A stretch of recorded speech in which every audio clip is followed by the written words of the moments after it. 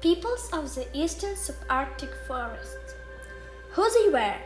They were fishermen, hunters, and gatherers.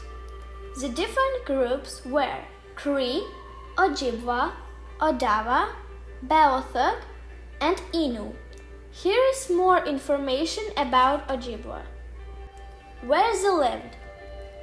They live in the present day Manitoba, Ontario, Quebec, and Newfoundland.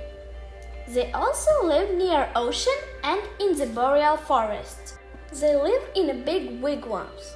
There were two types, angular and domed. The framework of the former was made by setting spoil in the ground at an angle to form a cone. The other was made by tying branches together to form a dome. Both were covered with sheets of birch bark and held down by outside poles. Food.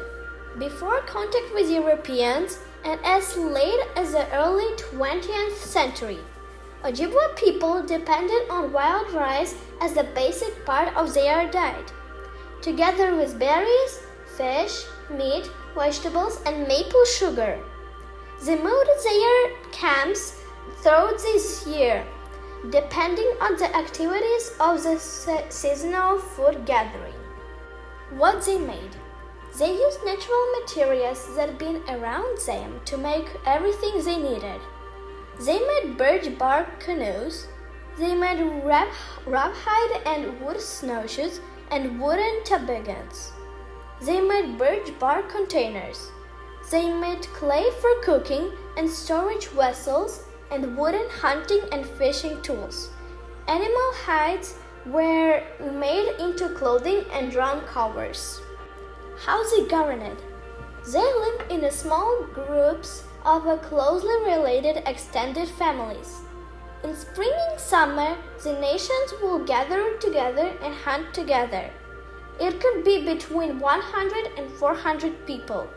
Ojibwa communities were historically based on clans or dudam, which determined a person's place in Ojibwa society.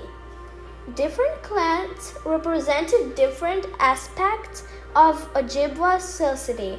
For example, political leaders came from the Loon or Crane clans, while warriors were traditionally from the Bear, Norton, Lynx, and Wolf clans.